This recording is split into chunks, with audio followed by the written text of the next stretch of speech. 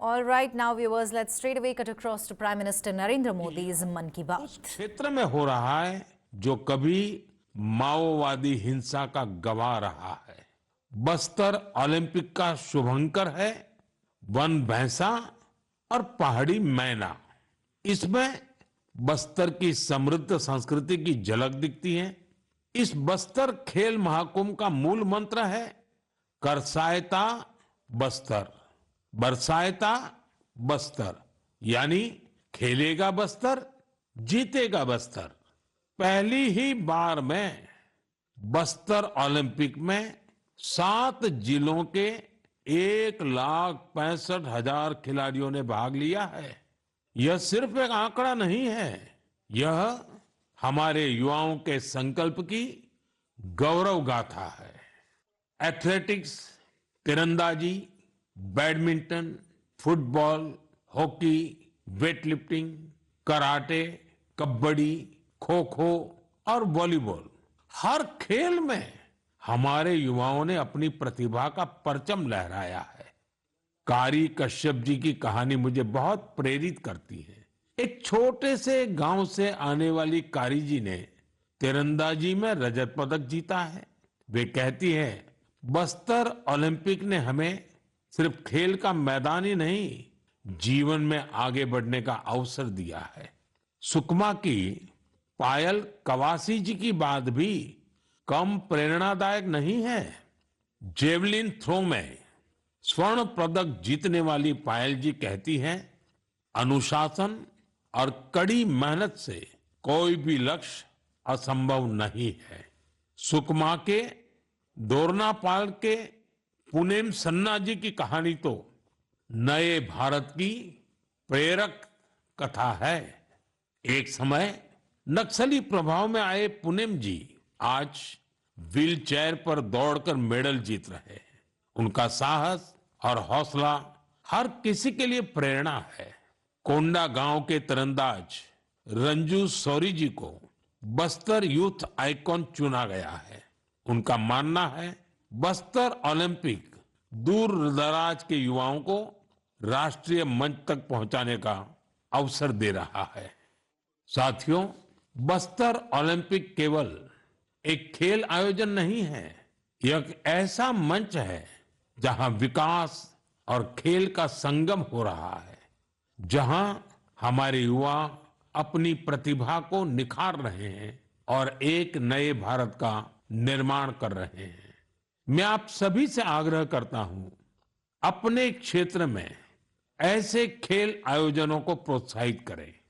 Hashtag खेलेगा भारत, जीतेगा भारत के साथ अपने क्षेत्र की खेल प्रतिभाओं की कहानियां साझा करें। स्थानीय खेल प्रतिभाओं को आगे बढ़ने का अवसर दें। याद रखिए, खेल से न केवल शारीरिक विकास होता है, बल्कि ये स्पोर्ट्समैन स्पिरिट से समाज को जोड़ने का भी एक सशक्त माध्यम है। तो खूब खेलिए, खूब खेलिए। मेरे प्यारे देशवासियों, भारत की 2 बड़ी उपलब्धियां आज विश्व का ध्यान आकर्षित कर रही हैं। इन्हें सुनकर आपको भी गर्व महसूस होगा। ये दोनों सफलताएं स्वास्थ्य के क्षेत्र में मिली हैं। पहली उपलब्धि मिली है मलेरिया से लड़ाई में। मलेरिया की बीमारी 4000 वर्षों से मानवता के लिए एक बड़ी चुनौती रही है। आजादी के समय भी यह हमारी सबसे बड़ी स्वास्थ्य चुनौतियों में से एक थी। 1 महीने से लेकर 5 साल तक के बच्चों की जान लेने वाली सभी संक्रामक बीमारियों में मलेरिया का तीसरा स्थान है। आज मैं संतोष से कह सकता हूं कि देशवासियों ने मिलकर इस चुनौती का दृढ़ता से मुकाबला किया है।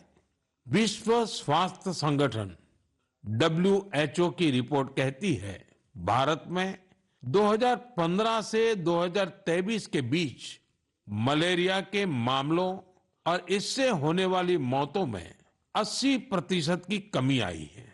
यह कोई छोटी उपलब्धि नहीं है। सबसे सुखद बात यह है, यह सफलता जन जन की भागीदारी से मिली है। भारत के कोने कोने से, हर जिले से हर कोई इस अभियान का हिस्सा बना है। असम में जोरहाट के चाय बागानों में मलेरिया 4 साल पहले तक लोगों की चिंता की एक बड़ी वजह बना हुआ था, लेकिन जब इसके उन्मूलन के लिए चाय बागान में रहने वाले एकजुट हुए तो इसमें काफी हद तक सफलता मिलने लगी। अपने इस प्रयास में उन्होंने टेक्नोलॉजी के साथ साथ सोशल मीडिया का भी भरपूर इस्तेमाल किया है। इसी तरह हरियाणा के कुरुक्षेत्र जिले ने मलेरिया पर नियंत्रण के लिए बड़ा अच्छा मॉडल पेश किया। यहाँ मलेरिया की मॉनिटरिंग के लिए जन भागीदारी काफी सफल रही है। नुक्कड़ नाटक और रेडियो के मलेरिया की मॉनिटरिंग के लिए जन भागीदारी काफी सफल रही है। नुक्कड़ नाटक और रेडियो के जरिए ऐसे संदेशों पर जोर दिया गया जिससे मच्छरों की ब्रीडिंग कम करने में काफी मदद मिली है। देश भर में ऐसे प्रयासों से ही हम मलेरिया के खिलाफ जंग को और तेजी से आगे बढ़ा पाए हैं। साथियों, अपनी जागरूकता और संकल्प शक्ति से हम क्या कुछ हासिल कर सकते हैं, इसका दूसरा उदाहरण है कैंसर से लड़ाई। दुनिया के मशहूर मेडिकल जर्नल लैंसेट की स्टडी वाकई बहुत उम्मीद बढ़ाने वाली है। इस जर्नल के मुताबिक अब भारत में समय पर कैंसर का इलाज शुरू होने की संभावना काफी बढ़ गई है। समय पर इलाज का मतलब है कैंसर मरीज का ट्रीटमेंट 30 दिनों के भीतर ही शुरू हो जाना। और इसमें बड़ी भूमिका निभाई है आयुष्मान भारत योजना ने। इस योजना की वजह से कैंसर के 90% मरीज समय पर अपना इलाज शुरू करा पाए हैं।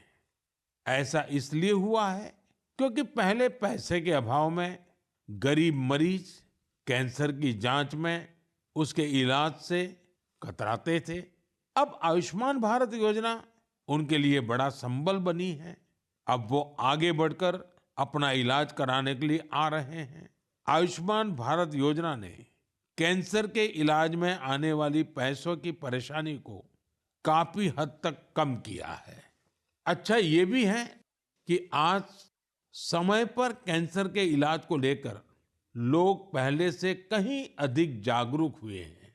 यह उपलब्धि जितनी हमारे हेल्थ केयर सिस्टम की है, डॉक्टरों, नर्सों और टेक्निकल स्टाफ की है, उतनी ही आप सभी मेरे नागरिक भाई बहनों की भी है।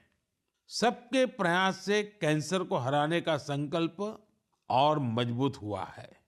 इस सफलता का क्रेडिट उन सभी को जाता है जिन्होंने जागरूकता फैलाने में अपना अहम योगदान दिया है। कैंसर से मुकाबले के लिए एक ही मंत्र है, अवेयरनेस, एक्शन और एश्योरेंस। अवेयरनेस यानी कैंसर और इसके लक्षणों के प्रति जागरूकता, एक्शन यानी समय पर जांच और इलाज, एश्योरेंस यानी मरीजों के लिए हर मदद उपलब्ध होने का विश्वास। आइए हम सब मिलकर कैंसर के खिलाफ इस लड़ाई को तेजी से आगे ले जाएं और ज्यादा से ज्यादा मरीजों की मदद करें। मेरे प्यारे देशवासियों, आज मैं आपको उड़ीसा के कालाहांडी के एक ऐसे प्रयास की बात बताना चाहता हूं जो कम पानी और कम संसाधनों के बावजूद सफलता की नई गाथा लिख रहा है। यह है कालाहांडी की सब्जी क्रांति। जहां कभी किसान पलायन करने को मजबूर थे, वहीं आज कालाहांडी का गोला मुंडा ब्लॉक एक वेजिटेबल हब बन गया है। यह परिवर्तन कैसे आया? इसकी शुरुआत सिर्फ 10 किसानों के एक छोटे से समूह से हुई। इस समूह ने मिलकर एक एफपीओ किसान उत्पाद संघ की स्थापना की, खेती में आधुनिक तकनीक का इस्तेमाल शुरू किया और आज उनका ये एफपीओ करोड़ों का कारोबार कर रहा है। आज 200 से अधिक किसान इस एफपीओ से जुड़े हैं, जिनमें 45 महिला किसान भी हैं। ये लोग मिलकर 200 एकड़ में टमाटर की खेती कर रहे हैं, 150 एकड़ में करेले का उत्पादन कर रहे हैं। अब इस एफपीओ का सालाना टर्नओवर भी बढ़कर 1.5 करोड़ से ज्यादा हो गया है। आज कालाहांडी की सब्जियां न केवल ओडिशा के विभिन्न जिलों में बल्कि दूसरे राज्यों में भी पहुंच रही है और वहां का किसान अब आलू और प्याज की खेती की नई तकनीकें सीख रहा है। साथियों, कालाहांडी की यह सफलता हमें सिखाती है कि संकल्प शक्ति और सामूहिक प्रयास से क्या नहीं किया जा सकता। मैं आप सभी से आग्रह करता हूं, अपने क्षेत्र में एफपीओ को प्रोत्साहित करें, किसान उत्पादक संगठनों से जुड़ें और उन्हें मजबूत बनाएं। याद रखिए, छोटी शुरुआत से भी बड़े परिवर्तन संभव है। हमें बस दृढ़ संकल्प और टीम भावना की जरूरत है। साथियों, आज की मन की बात में हमने सुना कि कैसे हमारा भारत विविधता में एकता के साथ आगे बढ़ रहा है। चाहे वो खेल का मैदान हो या विज्ञान का क्षेत्र, स्वास्थ्य हो या शिक्षा, हर क्षेत्र में भारत नई ऊंचाइयों को छू रहा है। हमने एक परिवार की तरह मिलकर हर चुनौती का सामना किया और नई सफलताएं हासिल की। 2014 से शुरू हुए मन की बात के 116 एपिसोड में मैंने देखा है कि मन की बात देश की सामूहिक शक्ति का एक जीवंत दस्तावेज बन गया है। आप सभी ने इस कार्यक्रम को अपनाया, अपना बनाया। हर महीने आपने अपने विचारों और प्रयासों को साझा किया। कभी किसी यंग इनोवेटर के आइडिया ने प्रभावित किया, तो कभी किसी बेटी की अचीवमेंट ने गौरवान्वित किया। यह आप सभी की भागीदारी है जो देश के कोने-कोने से पॉजिटिव एनर्जी को एक साथ लाती है। मन की बात इसी पॉजिटिव एनर्जी के एम्प्लीफिकेशन का मंच बन गया है। और अब 2025 दस्तक दे रहा है। आने वाले साल में मन की बात के माध्यम से हम और भी इंस्पायरिंग प्रयासों को साझा करेंगे। मुझे विश्वास है कि देशवासियों की पॉजिटिव सोच और इनोवेशन की भावना से भारत नई ऊंचाइयों को छुएगा। आप अपने आसपास के यूनिक प्रयासों को #मन की बात के साथ शेयर करते रहिए। मैं जानता हूं कि अगले साल की हर मन की बात में हमारे पास एक दूसरे से साझा करने के लिए बहुत कुछ होगा। आप सभी को 2025 की ढेर सारी शुभकामनाएं। स्वस्थ रहें, खुश रहें। फिट इंडिया मूवमेंट में आप भी जुड़ जाइए। खुद को भी फिट रखिए, जीवन में प्रगति करते रहें। बहुत बहुत धन्यवाद।